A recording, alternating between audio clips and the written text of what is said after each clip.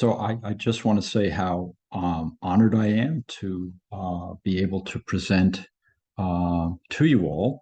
Um, I need somebody to tell me if you have the screen up, if you can see the presentation.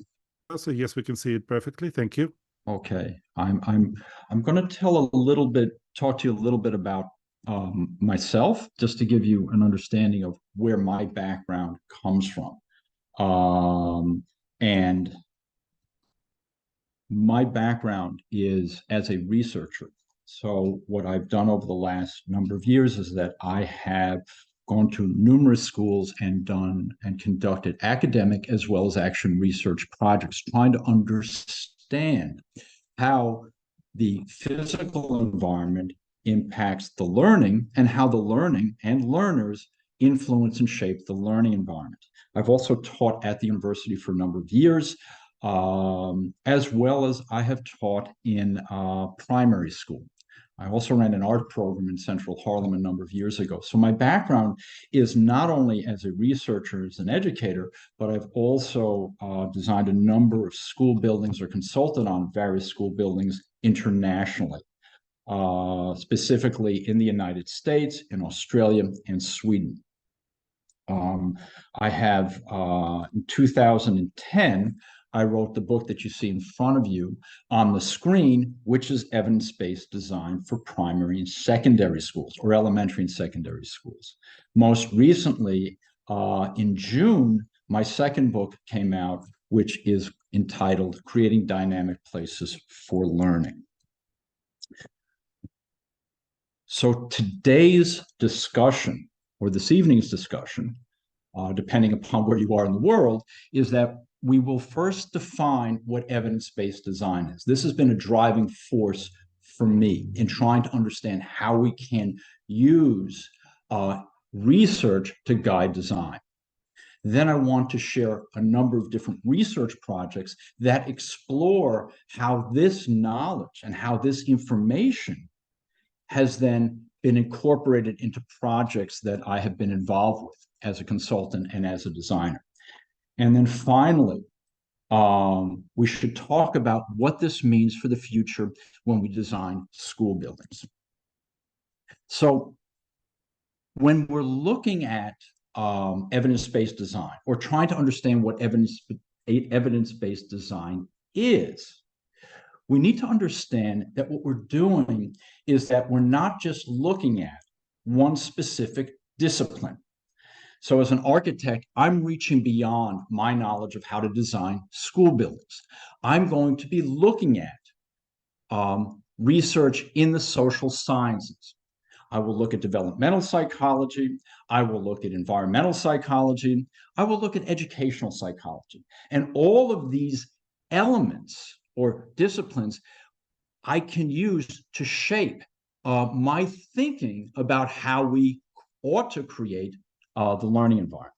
What's also interesting for me when we think about evidence-based design is that it's not purely from an architectural point of view where we might just look at different plans from school buildings, but what we actually might do and should be doing is going to schools, interviewing teachers, interviewing students, and actually doing direct observations of how the spaces are being used in the learning environment. And then probably the most interesting thing is that after we've done the research, because remember that research is done at a particular time, in a particular place, is that we need to go back and visit to see what has changed, right? Because as you can see in the picture, those are my sons 10 years ago. And in 10 years, look how they have developed. So my first book, which was titled Evidence-Based Design for Schools, the focus of this book really was not to tell you or give you, like a recipe for how you make the perfect ideal school building, because I realized this can't happen. And the reason for this is, unlike a hospital where evidence-based design has been used, in schools, it's a very complex environment. It's it's it's a teacher in a room with over 30 people sometimes. It's a teacher knowing that these 30 people are connected to parents. It's this teacher knowing that they have to answer to a principal and possibly even politicians. So that when we think about designing a school building, it's not merely about putting classrooms together. So for me, when I started investigating and thinking about what schools are, we look at the history and we see that there are moments in time when school buildings in reality have been evolving and have been addressing developmental and educational ideas, moving away from a single room classroom to becoming buildings that have multiple classrooms that are divided by the age of the students. So it's not one classroom for many different age students. It's a school that has a grade 1, 2, 3, 4, or maybe has 9, 10, 11, and 12. But when we're thinking about this, we need to not just think about what the building and how that form takes place, but we need to start from a place of how learning occurs. What does learning look like? Which developmental and educational theories will we look at? And the purpose of this book was to introduce to architects the notion of practice theory, activity theory, Vygotsky's theory on child development. Because with this knowledge, then this will inform how we might design the school building. My second book, I think, goes a bit deeper. In fact, I know it goes a bit deeper because in the second book, the goal was to say, okay, we understand how important understanding learning theory is. How do we integrate this?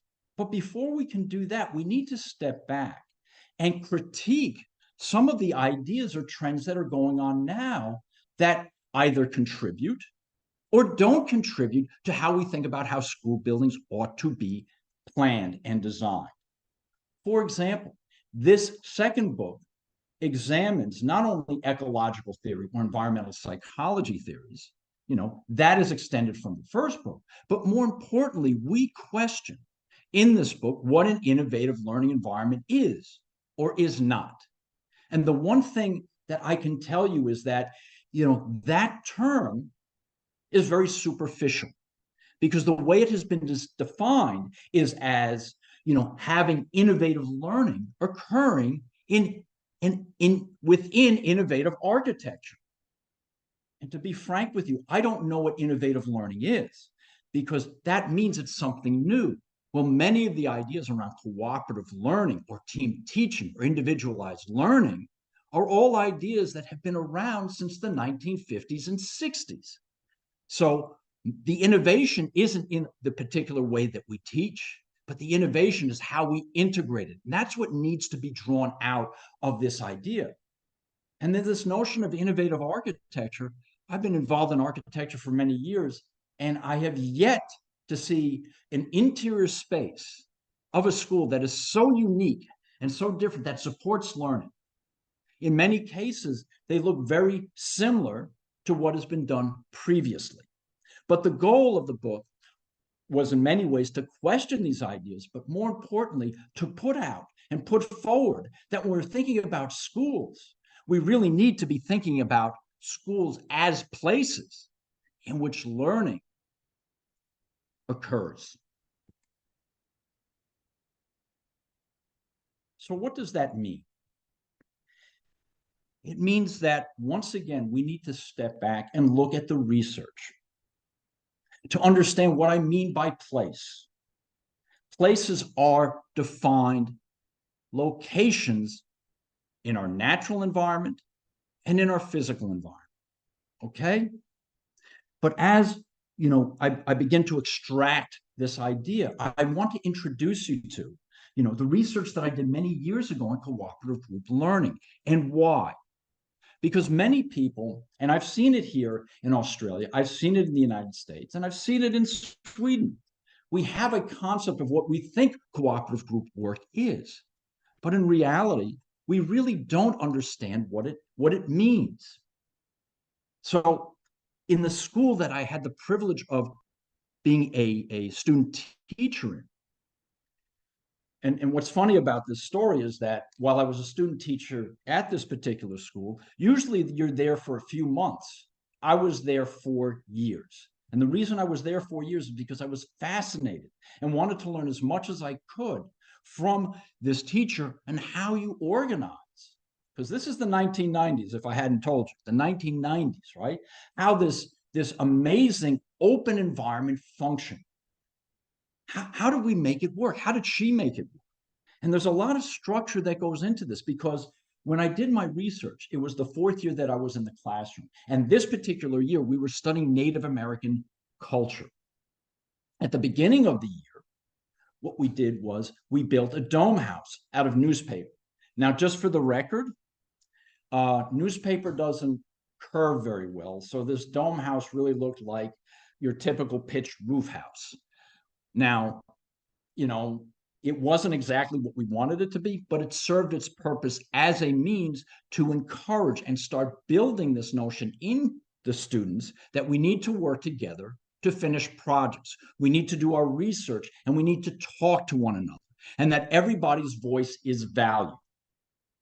We also constructed corn husk dolls, and most importantly, at the beginning of the year, they built a diorama for the Iroquois Nation, which was approximately, I'd say, about 5 feet or 1,500 millimeters by about probably 900 millimeters wide.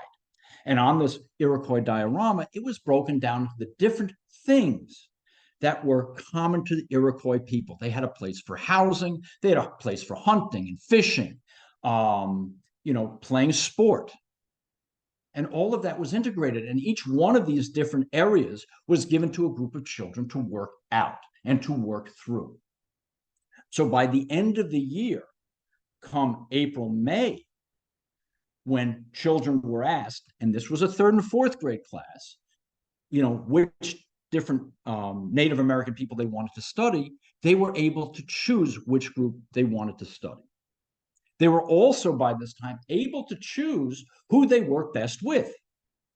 And this is really important because having worked with the different children in the class, they knew that maybe their best friend wasn't the one that they could work with and complete the task. That there was somebody else in the room that they may not always play with, but was somebody good to work with. So all of these things, were studied and looked at. Right? So by the time we were looking at, how they created their individual diorama, and in my case, I studied a group of 6 children who were building a diorama of the Cherokee Nation. Instead of having a group of 4, we had a group of 6. Now, all the research says that a group of 4 is ideal. And in this case, I would say it would have been a very different dynamic if we had worked with a group of 6 students. Now, this slide kind of highlights at the bottom right-hand corner what this, classroom kind of looked like. Now, because I was conducting my research, I did direct observations. I interviewed the students at different stages of the project, the beginning, the middle, and the end, right? All 6 students. I interviewed the teachers who were involved in the class. That meant the primary teacher, as well as another student teacher, about their thoughts of what they observed to happen in the group. Now, as you can see, there were 5 groups working on different projects, right? There was a group working on the Navajo people, the Chippewa, the Sioux, the Inuit, and my group was looking at the Cherokee Nation. I videotaped, that's to show you how far back this goes. I videotaped the activities that were occurring as well. And what comes out of this is the way that cooperative group unfolds. It may start as a group, but then what happens is then it turns into students working independently or with another person. It also means the place in which they're working can expand so that students have their own place within this particular setting in which they can work. The other thing that was very interesting for me and to me intriguing is that once I started really analyzing the data, it made it very clear to me that the notion of situated learning, or better yet, Levin-Wenger's notion of legitimate peripheral participation, right, comes through very clearly, because when students were stuck on problems, they could see what other students were doing from afar. If they had questions, they could ask those students questions. So they were guided by these other students, so that once they had a better understanding of how to work in that group, they could go back to their own area and be fully engaged in their learning. Not only did this happen with other groups, but of course this happened within their own working group. So the other thing that's really fascinating, or I thought was very significant in the findings, was that the group work was only at the beginning, when they were determining which particular Native American people they would be studying. Once they all came to agreement that they wanted to study the Cherokee Nation, then they continued to work together to determine how and who would be working on the different parts of the project. They determined that there would be a fishing area based upon their research. They determined there would be a hunting area. They determined there would be a play area and a housing area and a farming area. And they all had to figure out where that would go on the diorama. Once they had figured out where all these pieces were to go, then they assigned each person to a different task. Now, what I didn't mention was that this class was made up of third graders and fourth graders. At the beginning of the project, when they were coming up with the Cherokee Nation study and how they would divide up the different tasks, the fourth graders took the lead. When they were actually working on the different elements of it, it seemed as though the third graders took the lead on the project. They were the ones actually manipulating and making the little figurines, as well as, helping the fourth graders finish the tasks they had. Now, as I said, this is a group of 6. They chose who they wanted to work with in this group, except for one student. There was one student in this group that nobody wanted to work with. They didn't feel she was capable of working on this project. Now, everybody wanted to work on the housing, and so did this one little girl, but they didn't want her to work on it. So what comes out of this study is this, which my advisor at the time felt was extraordinarily significant, and it is, because they had to resolve this conflict immediately, meaning that, it was getting to a point where this child was getting very angry, and these other kids were getting very angry as well. The teacher was then able to meet with the students away from everybody else in the room, because every group had their own place, and they were able to work through what this particular child would do. And as it turns out, what they had her do was finish up what other people had started. So the people who started the task and couldn't finish it and had struggled with it, they would give it to this child, and this child would have to make it work. Amazingly, this child made it work. And from the significance of this is not only was conflict resolved with the teacher being engaged with the students, but more importantly, this child who was perceived as negative became a very important and valued member of the group.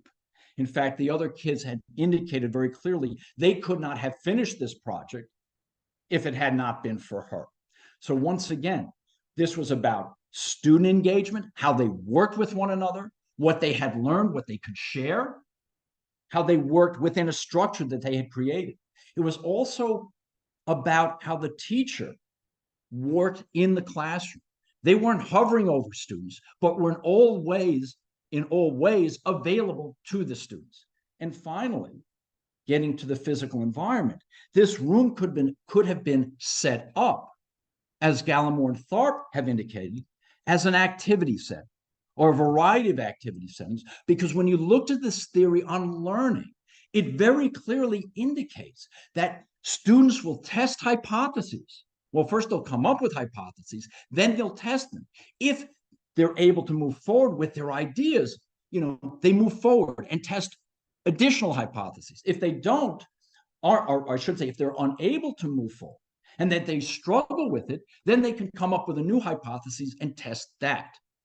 Finally, what it also meant with why I attached to this theory is that it shows that students can work in small groups. Students can work in small groups, in a class of 30. So you can have 5 small groups, right?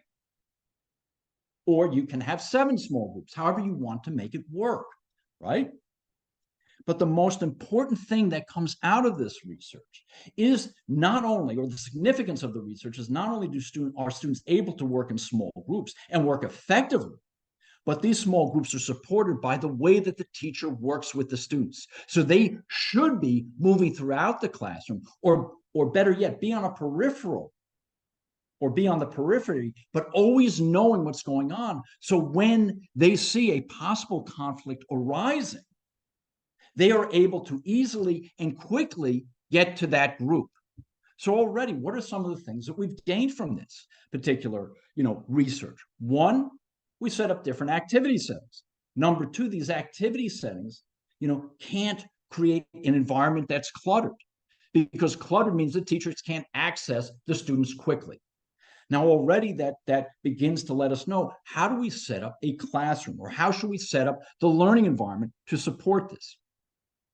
So for me, when I'm planning a school, and I will start with this idea that if we look at an early learning center, we need to understand that in an early learning center or early childhood center, or a classroom for 3-year-olds and 4-year-olds and even 5-year-olds, we need to set up different class stations, or as Gallimore and Tharp said, activity centers. And in this case, we'll have we could set it up with 6 different settings. We can have a block corner.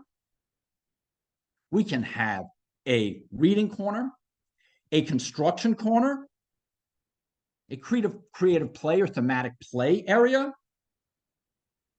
a science area, and possibly an art or a math area. And this could change. But the idea is that when we're looking at a classroom, instead of looking at where the furniture is, let's start with this notion that, especially in early learning, we know we're going to have these different elements. And they could be anywhere in the room, and they could change during the course of the year. But we always know that we can set up the rooms to support these different areas. And as we move up into, beyond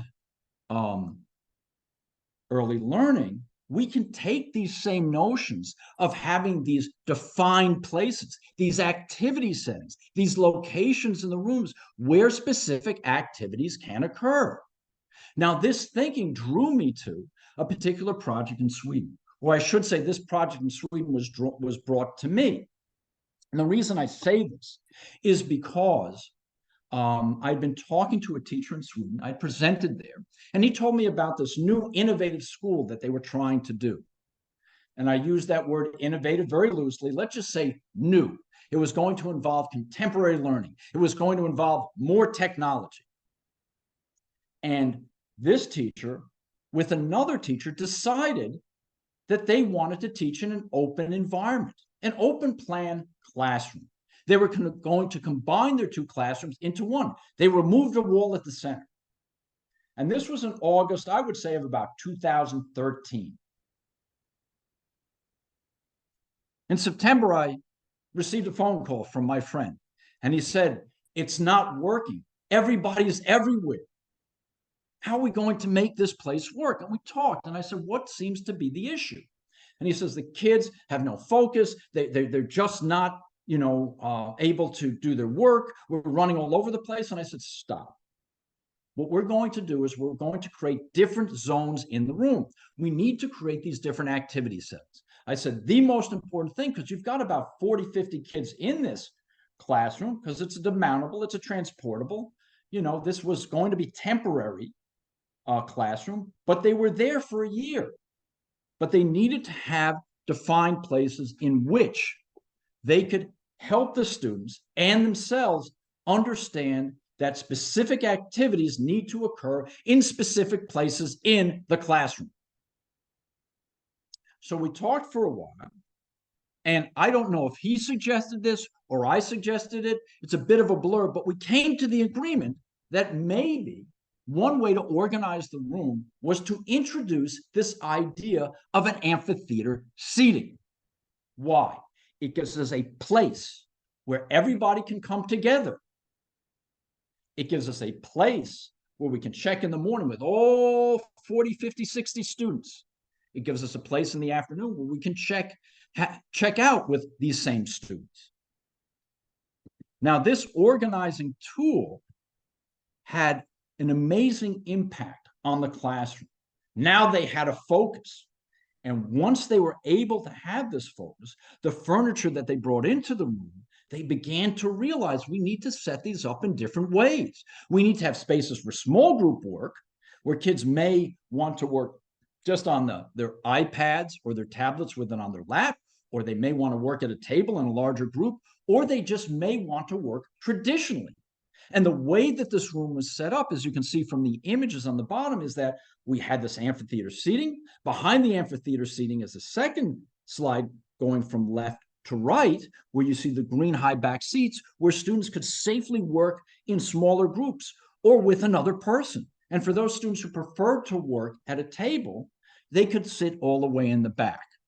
So once again, this notion of having these different activity settings in the classroom allowed students to know where they could work and where they could work most comfortably. And once again, teachers were able to access the students very easily and help them and guide them. Now, what we also learned from this particular classroom is that while it's great to have one big open space, at the same time, there are moments during the week, during the day, when you just want to gather a group of about 10 students or maybe 15 in a room that's a little bit more quiet, or in a place that's more quiet. And the great thing about having this knowledge is that, oh, Gunter raised his hand. I'm so sorry, Gunter. Oh, okay. I did not know that. Thank you. The great thing about that is that once again, we're building upon knowledge. We learned from the cooperative group work how we want the rooms to be set up. A place to meet and different areas in where students can work in smaller groupings. In addition to that, teachers need to be able to move seamlessly and easily and fluidly to get to the students, the groupings of students. And in this particular environment, we learned that we need to have quiet places, because if it gets too big, it might be overwhelming to students. It might be too noisy.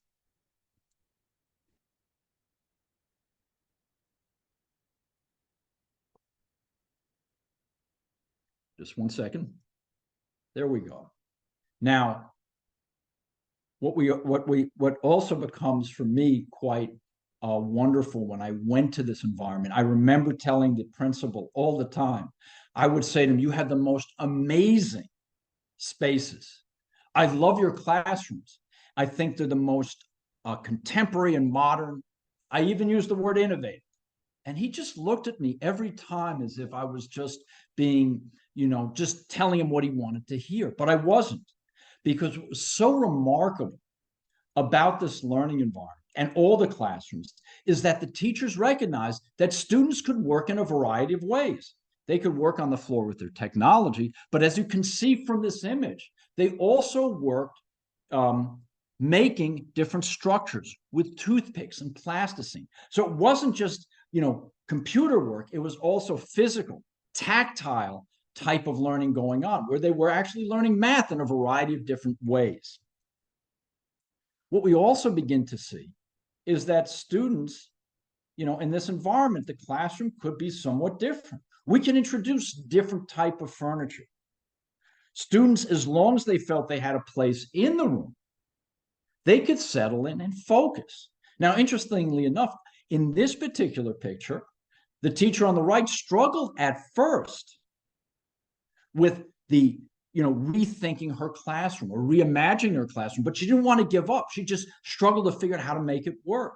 And I came and I worked with her, and we decided the sofa that she brought into the room would be a wonderful corner place where the kids could come together. And as you can see, what's really nice about this, and I know I'm biasing everybody, but I've seen this work in many places, is the idea that my back is against the wall. I can see what's going on. If I want to talk to somebody, I can, but I'm comfortable and I'm focusing on my work. And from this idea of having one's back against a wall, feeling safe, these ideas, the group room for about 20 students, the different defined places in the room where students could come together in smaller groupings, right? Corner areas were all integrated into the design of the new school building, which is what you see in front of you. They had window seats that not only looked out onto the landscape beyond the school, but they also had window seats that looked into the spaces beyond the classroom, the kind of corridor spaces, the common learning spaces outside the classroom. So there was, in a sense, this Reggio Emilia idea that everybody's connected, but at the same time, that idea is really grounded in the notion or the concept that everybody needs a place where they can go to and feel safe and comfortable. And as you can see, the Gurdang, the double-sized classrooms were all introduced into the new building. They've been evolved in a sense where there are places where those students who need to get away from other students in a sense because they may be overwhelmed by the noise can go underneath the Gurdang, or they can go on the last seat of the Gurdang. We can use the movable TV or the movable whiteboard in ways to separate, to define different places in the room, or we can move them off to the side because they're on wheels so that everybody can come together. Now, this idea of putting the Gurdang against the wall came from the principal. I originally, as you saw in the previous design, the idea was to have the Gurdang face a solid wall. I still feel till this day that would be my direction for this particular school. Why? Because that whiteboard and that large TV, they never moved. The idea is that they would move, they would change position, but they never did. And at least with the fixed elements, it would always give the cues to the students of where to be in the room. Overall, I would say this place works. But once again, I still had to go back and work with teachers to become comfortable with this particular learning environment, because the first thing I saw when I went there is they retreated back to their old ways of putting cabinets against walls or movable storage against walls, as opposed to using movable storage units as a means to define different areas in the room or different activity settings in the room.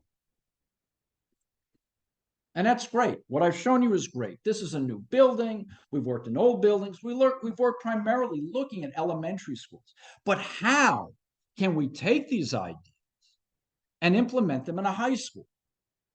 Because this is probably the hardest place, to convince teachers who teach in a particular way and to share with, to encourage them to reimagine the rooms that they're in. Now, I was very fortunate. This is a school in Sweden. And as you can see, or at least I would say, I don't know how schools are everywhere, but my gut feeling is that there are many schools still to this day that look like this classroom in 2018. The goal of this structure is that the teacher stands at the front of the room and tells all the students in the room what they need to know. I will provide you information and you will memorize this. Now, I know this kind of layout also occurs in Australia because I've seen it. I've also seen it in many new schools that have been developed. And I will tell you, it breaks my heart when I see this. It's not that this arrangement is not good, but it goes against what we've talked about with activity settings, is that teachers can't easily access every student in the room. If teacher engagement is so important, this arrangement stops this from happening. So I met with this teacher. His name is Ewan. And he wouldn't let me touch his classroom, rearrange any furniture in it. This is one of my action research projects, until I explained to him why it was a good idea to reimagine the room. It was his room, it was his history. He wanted me to ground my thinking in educational theory.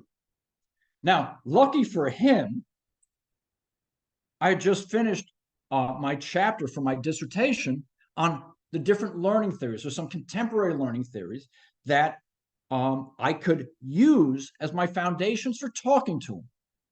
But the two that I focused on were personalized learning theory and situated learning theory. And I started with personalized learning theory, basically saying that in a modern learning environment, teachers need to move easily through the classroom, or better yet, move through the learning environment in what we understand is a very non-traditional place. As the teacher is providing information to students, students are multitasking. They're listening, but they're also researching on their technology, whether it be a computer or tablet or iPhone or whatever. So they're listening and they're connecting and creating their own research for themselves, so to speak. So that means that in order to do that and to create a contemporary learning environment, it doesn't look like what he had. And then I introduced the notion of situated learning theory, which is about moving from a place of peripheral engagement to full engagement. And within that, there's that notion of being guided. And guiding happens in a variety of different ways. Peripherally, I can stand in front and I can tell you everything that I want you to know. But as soon as you start wanting students to work in groups, then I have to meet with you and talk with you. Once again, I need to engage with you, meaning I need to share ideas with you. I need to meet with you. You need to share with me and talk to me about what you're trying to do. You can't do that in this particular environment comfortably and safely. And after explaining these two different theories to him, he said, okay. Now, this explanation went on much longer. It went on for about 45 minutes. But at the end of it, we achieved an environment that was, I would say, more open. We built upon cooperative group learning ideas about putting students together in groupings of 4. We placed those tables against the wall, smaller groups. Now, why? Because there are some students who need to feel safe and secure against a wall where they can see everything that's going on. And as you can see from the gentleman in the jacket sitting against the wall, at first he looked at me and said, this isn't going to work, until he sat in that chair and his back was against the wall. And he said, you know something? This is really comfortable. This is good. Ewan had this room this way from 2018 to 2019. He had this room for about a year, and he really enjoyed this room. And the reason he enjoyed it is because he was able to access every one of the students. I had rearranged a classroom for another teacher in the same school. They didn't like it as much, but he kept this classroom for a year. I know for at least a year, and then COVID hit and I lost contact with him. But he enjoyed it because, as I said, he could get access to all the students. He said there were some issues or challenges with managing the students in the room. But I would say that he could easily get to them and keep them on task. And it was also a unique place for the students because in all the other classrooms, the classrooms looked very similar to what his classroom was originally. So on one hand, he had some challenges managing it, but he enjoyed it because he had better access to students, and the students learned how to participate within this particular environment. This is also another school in Sweden, but this is looking at, as we're going to start exploring, is those spaces outside the classroom. And the reason these are as important to think about as the classroom spaces, because learning just doesn't happen in a classroom setting. Learning occurs in every place through the building. Even if students are just walking from one class to another, they're talking. So what we also need to think about is how we provide opportunities within these environments.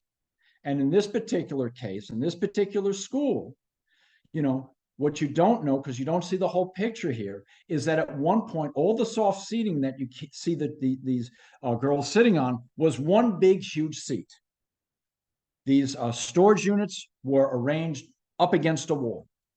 The area in the center was unusable because nobody knew what to do in it. To the left of this area, furniture was placed in a way to stop students from running through the space. There was nothing to find except for a table where the teachers might meet for a cup of coffee. But everything else was designed as a barrier. And to be quite frank with you, it took me about a year and a half to figure out how to make the spaces work, this particular space. And what I did was I pulled apart the soft furniture, and recognizing that we could use the storage units as a place to study, we then created, a place that was out in the open where if they weren't in these group rooms, these students, they had another place that they could go to and sit or stand or work with other kids. The furniture then was rearranged so that it was, once again, building upon what my research had shown in cooperative group work. We're trying to define or differentiate different places in the environment so that kids knew that these were places that they could go to and work, as opposed to just running through the hallway and being disruptive. So how does this tie into this notion of spaces outside the classroom? Because there are probably not a lot of schools that have as much space. But there was a time when, well, it's not really was a time, we're still going through it, is this notion about, what is an open plan learning environment? And if you're in the United States, it's perceived as a building that has one singular space where everybody is able to use all the space at the same time, like a warehouse. That would be typology number 2. There are areas where you might work, but there are no dividing walls for the most part. There may be some group rooms, but overall, everybody is able to see everybody. And the reasoning behind this was that students would be able to move through the space and pick and choose what they wanted to do. They would construct their own learning, very much like a constructivist model. It's me going through an environment, picking things out that I need to know so I can put my ideas together. Well, as we've seen from the research, really since the 1970s into the 80s, and most recently, 2008, and even as late as a few months ago when the Sydney Herald, had an article published that said the fad of the open plan classroom is dead. It doesn't work. We can't use it anymore. But part of the problem with that thinking is like throwing the baby out with the bathwater. Now, why? Now, to be quite honest with you, typology 2, that has its challenges, but it doesn't mean that it can't work. Typology 1 could be an open plan school that, has these classrooms, but they have no doors between them. That also has its challenges. So already, when we're looking at this notion of what an open plan school is, we've already got 2 typologies to look at. The article never talked about it. There's this assumption that we're all talking about the same thing. What I found over time is that the open plan environment that we might be talking about is more akin to what I've seen in Sweden and parts of the United States, and even some schools here in Australia, that we're designing classrooms, we're clustering them around a common learning area. That still has its challenges, but it's something that we can work with. In fact, there's research that came out of the University of Melbourne that when given choices of what kind of classrooms elementary school teachers felt they would like to work in, they indicated they liked, typology D. Now, why? They felt that by having doors that open between classrooms and onto a common learning area, they could manage kids more easily. They also felt that they were able to reconfigure furniture more easily in this particular environment.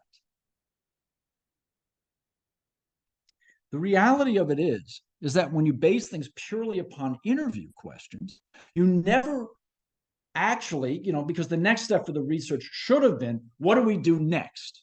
So just basing it upon what people said is wonderful. Now we have to test out to see if it will work. And what the research or never did was ask the tougher questions beyond what kind of places do you like best.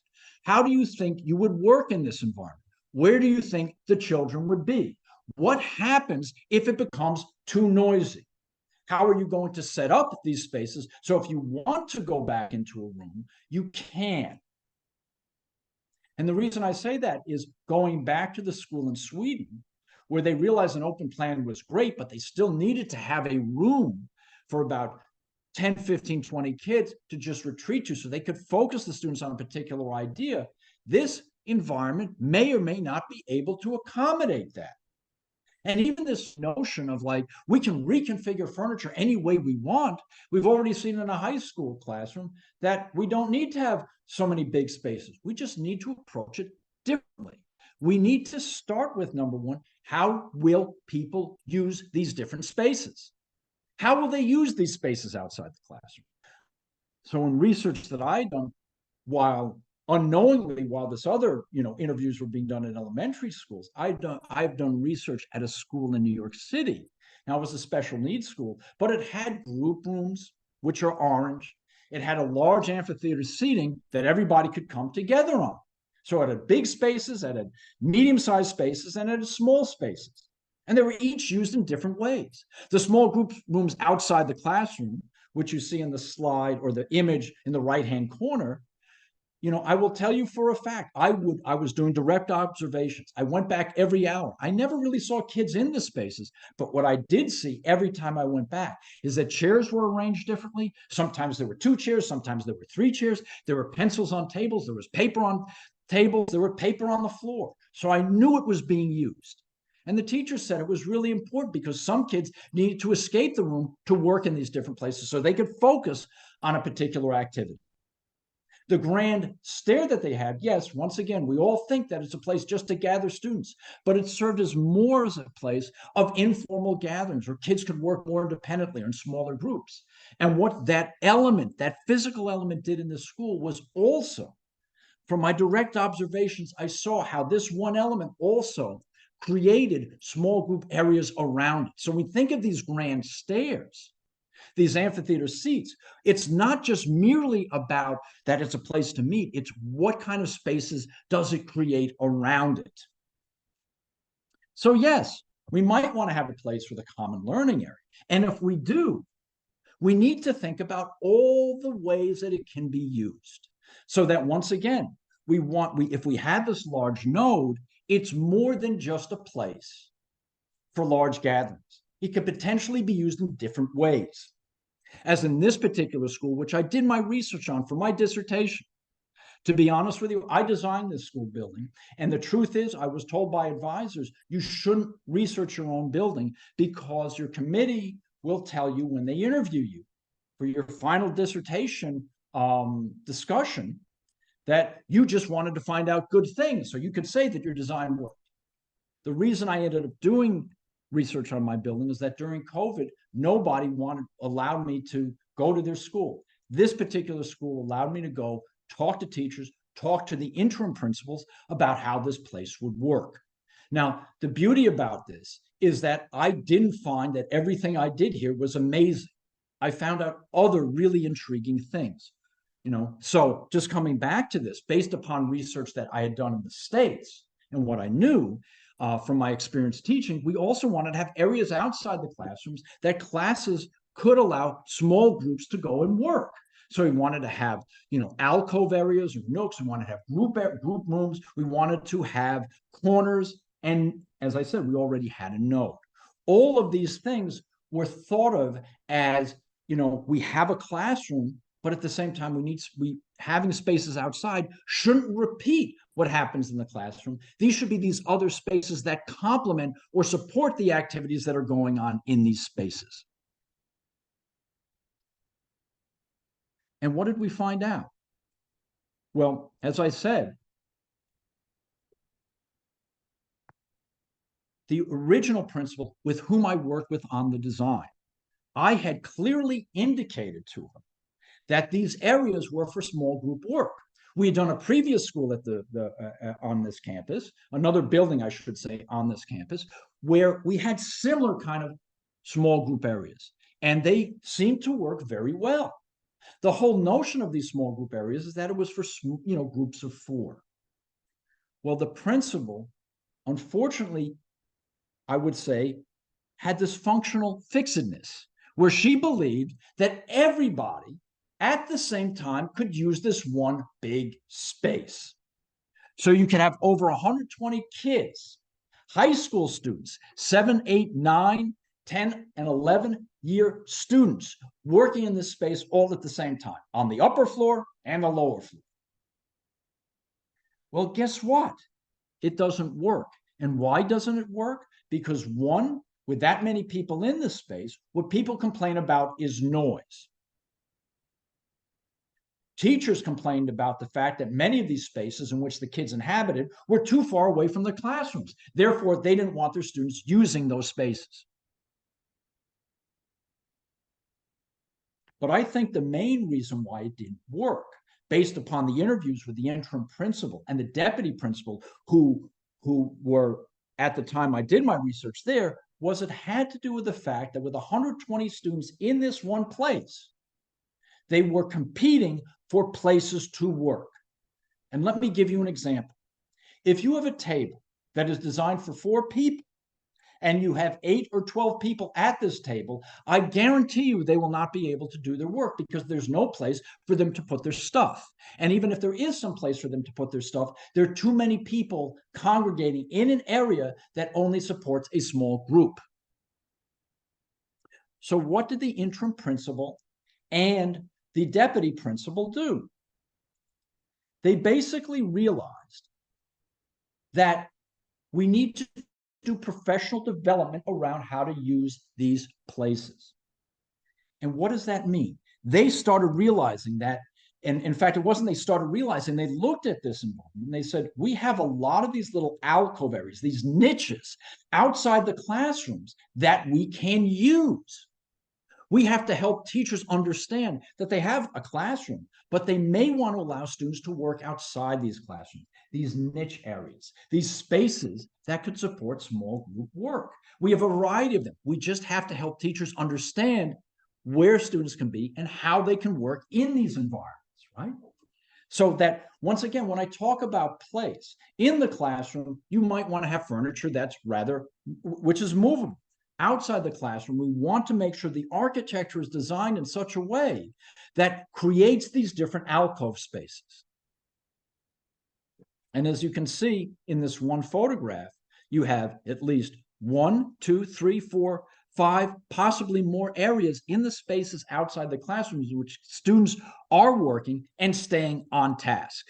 And as you can see in this next picture, they're on task because there is a teacher moving around the space, making sure that students are doing their job. Not just one, but there are actually 3 teachers in the space. So when we think about schools in general, and we think about the architecture as differentiating spaces, we're talking about generally, we might have classrooms, art rooms, music rooms, laboratories, gymnasiums, administration areas. We'll have toilet areas.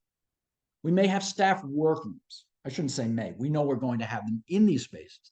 But it is how we organize these spaces together and how we carve out these areas outside the classrooms to support the way we want our students to work in a contemporary or modern way, in a dynamic way.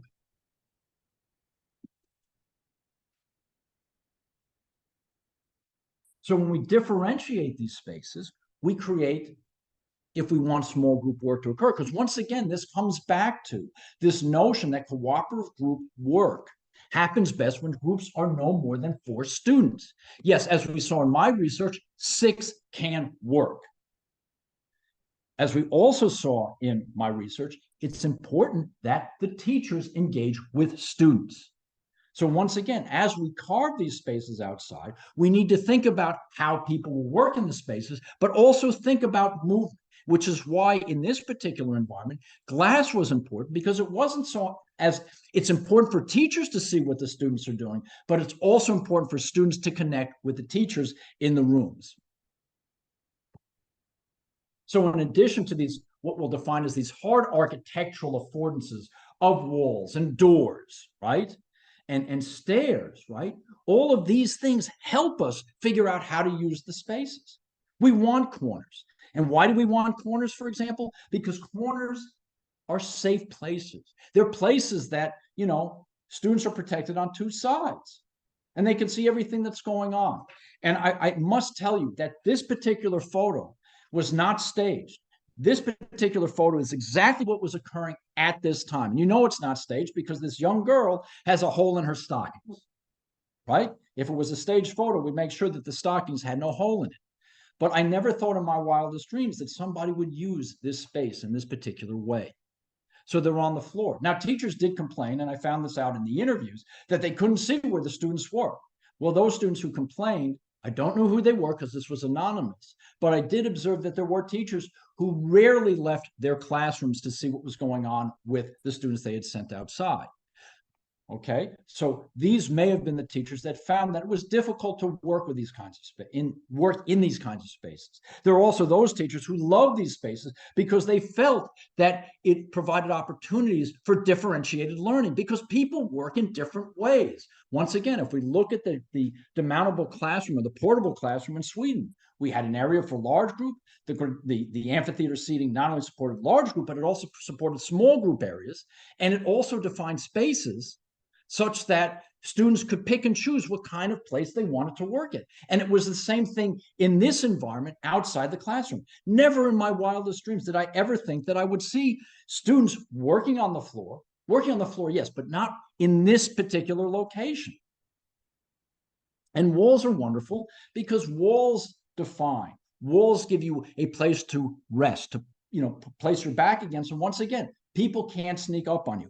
So once again, we look at the classrooms that were arranged. We have some students who go against the walls, and we see the same thing happening in the spaces outside the classroom. They want to feel safe, and they will go to places where they can relax and focus on their work. And on top of having these hard architectural affordances, we also have these soft architectural affordances, which are part of the schools, like tables and chairs. And these will then reinforce and give the cues for how the spaces will be used. For example, you see this whiteboard that's round. Next to it are chairs. Well, part of the school, mantra for using the space was to tell students and to tell teachers that these chairs must stay by this whiteboard. They don't move, right? Out of this space. If you want to use them, you can use them only in this area. So once again, it's about creating a structure in the environment. And I say this because colleagues of mine from Japan came to look at a school that I'd been working with, and they were amazed in at least what they told me, the debriefing, how much structure goes into creating this kind of environment, right?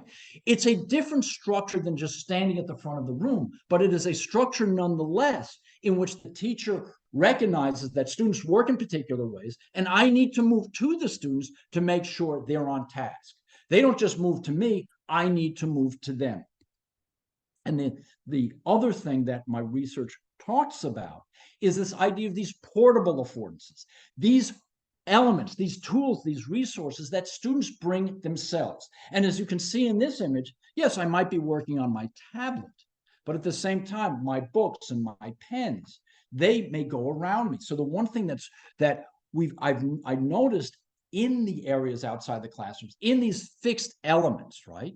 Students didn't have to bring a chair, but they used their own resources to define their territory so that they have a place to work, which goes back to this idea that they weren't competing for places to work. They could work comfortably and stay on task. And I probably sound like I'm beating a dead horse, but the most important thing in any of these environments that we're creating is that if we do these kinds of things, teachers need to engage with students. They need to move from the classroom to these spaces outside, meet with students, and learn to trust them and develop a shared practical knowledge in how they manage the different spaces. So what does this mean? This means if we're looking to the future, right? And I only have 4 minutes to wrap up, is that we can have and look at a variety of different learning theories, and we must. But even though we look at these different learning theories, the thing that we take away from each and every one of them, even though they don't tell you how to arrange the physical environment, what each of them stresses more than anything else is that teachers, when they have a strong relationship with their students, you will see students be successful. And how do we do this? We do this by creating places in the physical environment in which students can go to, that they know they can work comfortably. Unfortunately, when we're looking at school buildings, when we're designing them, I don't care if we're designing an open plan warehouse or designing an open plan where classrooms are clustered around a common learning area, or we're designing a school that's arranged along a corridor. We're designing for huge numbers of people, lots of people. And the real skill of our designers is that when we think about this, we need to come back to the research. And once again, how do we define the different spaces in these environments, in elementary schools, in middle schools, in high schools?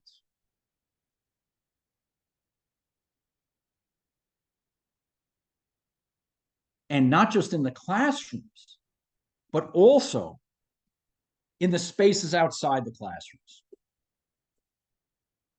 Because the only way that we can make schools work is, once again, it's not that we can design schools around an individual, but we can design them around the notion of how do people learn. And this is where it becomes tricky, because in the classrooms that I've shown you and the research that I've done, we know that students work in a variety of different ways. Some like to sit on an amphitheater seating. Some students like to sit at tables. But regardless of how they like to work best, even if it's on a bed, we can't bring a bed into school. But what we can do is provide them choice in how they want to work.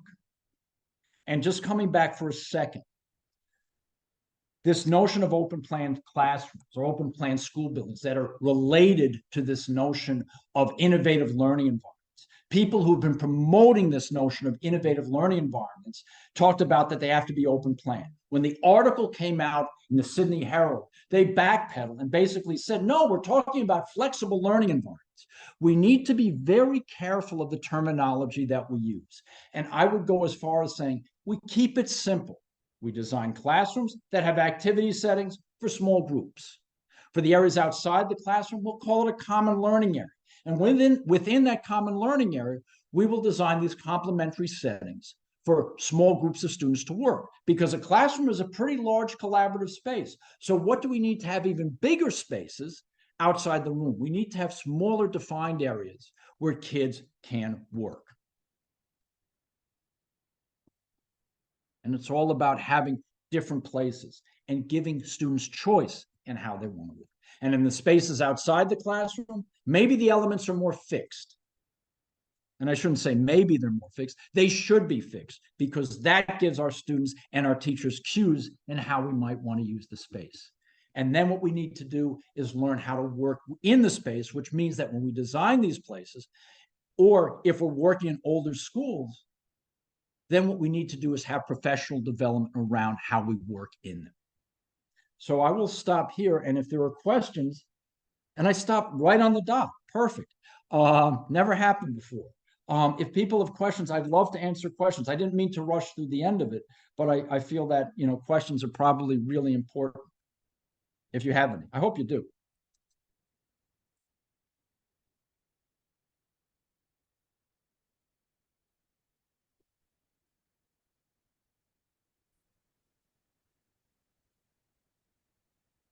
Thank you very much, Dr. Lippman. I believe all of us have been very interested to listen to today's web presentation. We really appreciate your presentation, and our participants do have a few questions. I would say quite a lot of questions.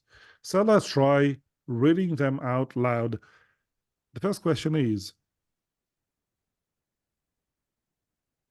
it is always interesting to know what indicators were used for evaluation and what subjects can be taught in such advanced spaces, in your opinion. So this is a double question, sir. So this was a multiple case study. So I looked at this school and I looked at two other schools that were had a common learning area of which classrooms were around them. I used interviews or questionnaires where I interviewed the principals, teachers, and some students. I also interviewed the designers to find out what their thinking was around this notion of modern learning environments. What I found to be the most important research methodology was the direct observations, because if I based it purely on interviews, I would have walked away with thinking that these spaces never work. You know, they're too far away. Nobody could use them because somebody else is in them, and people really don't know how to, don't want to make them work. They just want to stay in the classroom. But the direct observations showed me that the spaces can work, and they can work effectively, once again, when teachers engage with students. Where it doesn't work is when teachers send the students they don't want in the classrooms outside the rooms and just let them be on their own. What happens? They tend to get a little bit noisier and they never stay on task. So when we're thinking about how to design these spaces, one, we want to make sure each classroom has that place that the students can go to directly outside the classroom. Why? Because then the teacher will feel more comfortable monitoring what's going on in that environment. Also, developing certain rules about how to use the space and developing that contract with your students. So really, to go outside is a reward and not a punishment. So there are schools that I've been to where they only have this one common, these complementary settings outside, one classroom at the end of the hallway. Well, who's going to use it? The only people who are going to use it pretty much are those people who are closest to it. So if we start thinking that every classroom has it, then we start to get at this idea that everybody can use these spaces. So one, it was a qualitative study. Two, I've given you some of the findings. You own that area; it's not necessarily shared. And what can you teach in this space? You can teach science. You saw the teacher going around. She was working with her science classroom in that space. You can do math. You can do literature.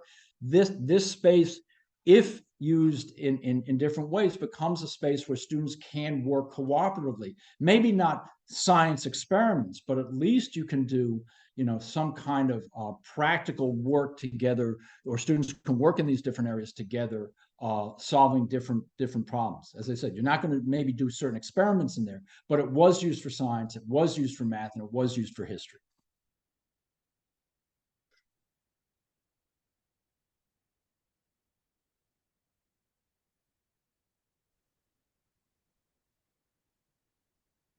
Does that answer the question?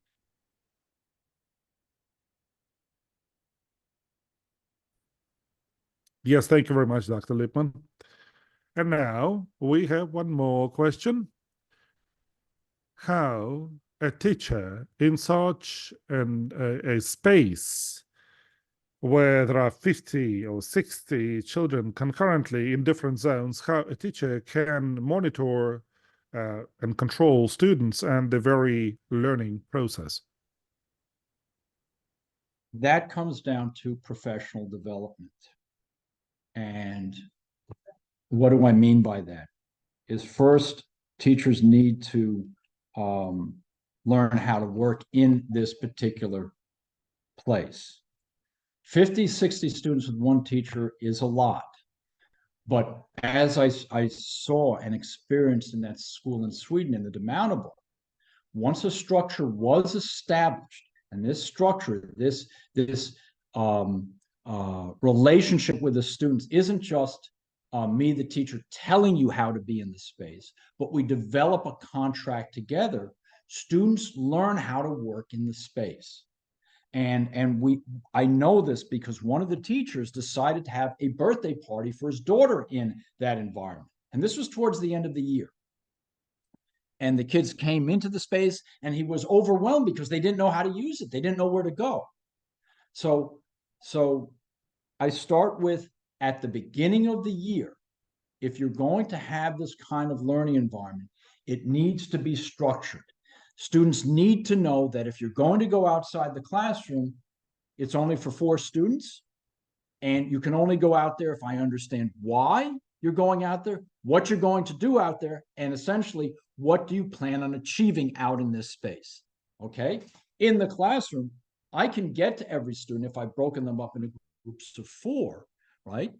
But they, once again, need to understand that I will present to you theory, and then the rest of the class you will be working in groups.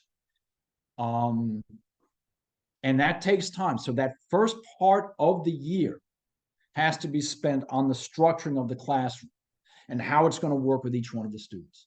And once that's done, by the end of the year, you know you're doing your job if you as a teacher are saying to yourself, I'm really not sure why I'm here anymore. I don't seem to be doing anything. But it has to be very structured at the beginning. This is how we're going to work in the space. This is what you're going to do. And you call the students out, and you have the other students call them out if they're not staying on task.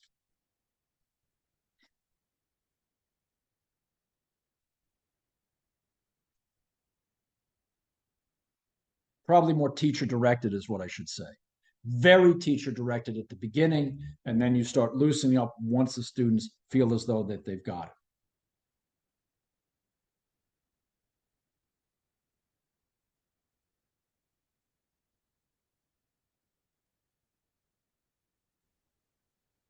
Thank you so much.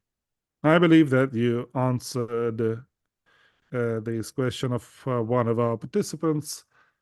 And the next question is how the school administration prepares the teachers for new settings of the environment and for teaching in these settings, because teachers shall also be confident in a new environment.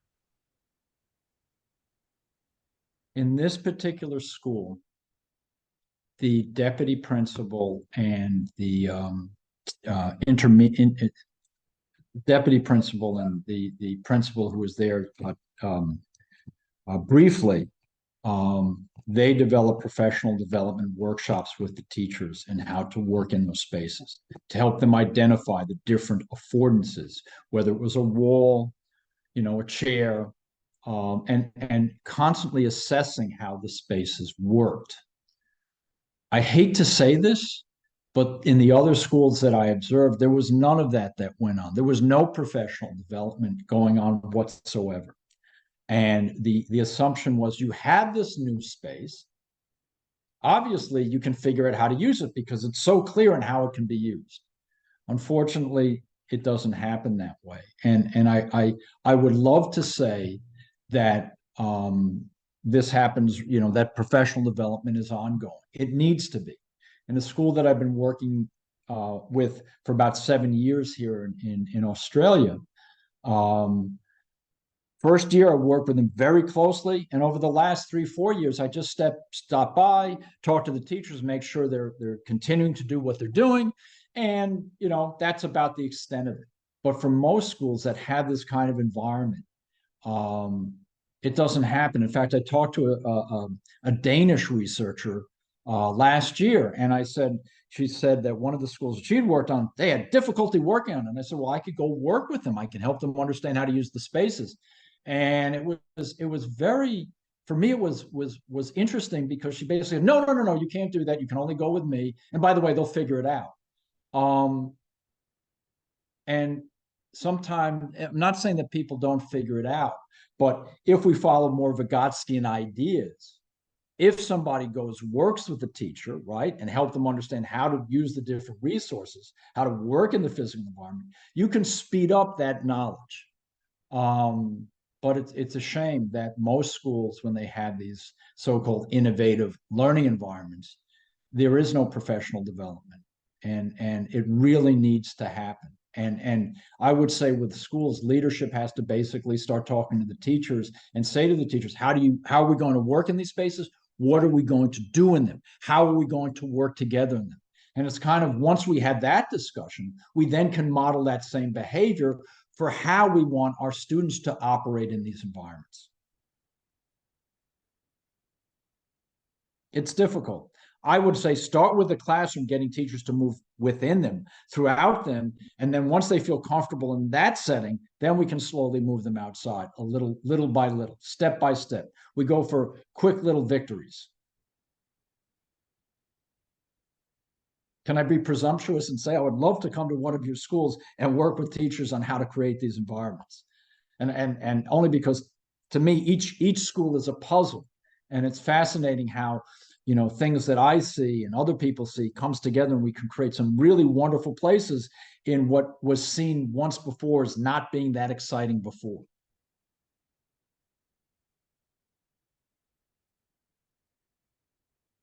Thank you so much. Yes, you should definitely come to the schools of our participants. I believe that many of them would be very happy to host you. We have two more questions left. Yes. One of them is about standards. You had a photo, children sitting behind some furniture, and they were teaching. They were learning. I mean, are there any standards for children to be in such an environment? This is slide 21, sir, I believe. This is when there are girls seated on sofas, and there are wooden boxes for materials. So there's such an environment. Is this a standardized environment? Because countries have standards of how children should be seated at their Yeah. workplaces, whether this Yeah. complies to the standards. It's funny you asked that. The first time, and I worked in Sweden continuously for many years, from 2016 or 2014 to 2019 till COVID hit, right? And I would go there in the fall and I'd go there in the spring. And I remember going the first time I went to a school that is considered to be this amazing learning environment, right? Really innovative, not designed like any school you've ever seen. And that's what the photos tell you. But then you go into some of the classrooms, and the standards in Sweden, for example, is to have 6-year-olds at tables at the same height that you would have in eighth, ninth, 10th, 11th, and 12th grade students. And I asked why. And that was because, the unions had a major role in that, because they didn't want teachers to bend over and strain their backs. Well, what's happened since then is the standards, I guess, have changed a little bit, and it depends on who the leadership of the school is. So, for example, is it comfortable sitting on those soft seating, with those storage units? Well, you saw some kids sitting there and you saw some kids standing. That's not a typical standard. The table heights are always a typical standard. And I would say that in all the learning environments, you want to have tables that kids can write at or stand at. And I would say for high school, for example, you definitely want to have different heights, even in grades 5 and 6, so that they follow what is 900 millimeters high for a high table, 750 for a standardized table, just because some kids need to stand, some kids need to sit. And to be honest with you, I know there are many teachers that have told me that with elementary school, they don't like seeing kids working on the floor. They don't like to see them working on trays, because it's not good posture for writing. But I have to tell you and I'm gonna actually quote a teacher. She was a high school teacher, and she had this brilliant math student. And in this school, girls wore skirts. And she said this girl would go under a table, kick her legs up underneath the table. She'd have to talk to her about her skirt and things like that. But overall, she let the child do that because she was a brilliant math student. Okay. So she still had a table to work at, but she was given the opportunity to work in a way that was most comfortable for her. And I would lean on the side of going with what makes the student comfortable and safe. And the reason I say that is because I'm left-handed, and nobody in my entire existence of school cared that at the end of the day, I'd have ink from my pinky all the way up, halfway, my arm to my elbow. And, I had to make that environment work for me. So if we can make the environment more comfortable for students, then that's what we should do. but it does not mean that we stop. It doesn't mean that we don't teach them how to work at tables and chairs and things, because let's face it, in most environments we work in, we will have to, be in that kind of a place. But the standards: classroom size 60 to 65 square meters, tables are of a certain height, they're a certain width, a certain length, desks are a certain height, and so forth. You work with those standards, but you deviate it for different students. I hope that makes sense. To me, you take the standards and you work with them. It's kind of like a jazz musician. I know all the chords from Western classical music, but when I need to, I break it down to create a different sound. And that's how I see classrooms. That's how I see school environments.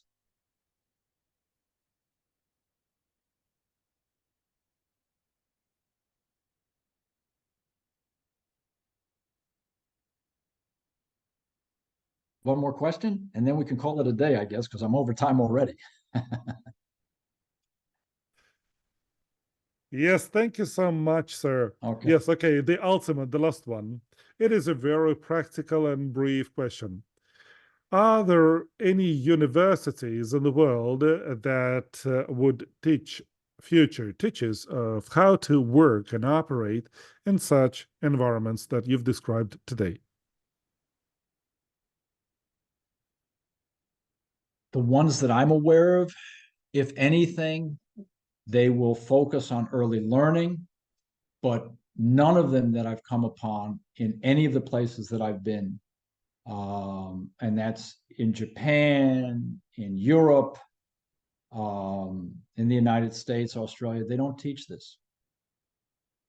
They do some research on it, but they don't teach it. There's research going on in Sweden and Australia, but there, I think, more research has to be done, but not just like this is what we found out, but how, why, when, and who uses the space. So no, we need to, universities need to do this and help teachers become comfortable working with students and not seeing them as kind of like, something that they're not. I speak specifically in high schools. We have to get to know them. And once again, teacher engagement. To me, that's what it comes down to. So I would love to. I mean, my dream has always been, though it's never been approved, to teach a course that looks at the architecture, looks at educational and developmental psych, and then help teachers understand, how we can make these places work and work with them and guide them in it. You don't change how you teach. In a sense, you're still giving out information. Students are still accountable for their knowledge, but you're able to access them. So in many ways, if I can talk with students, I remember why I became a teacher. It wasn't just to tell you things. It was to help young people develop and become really good people for society.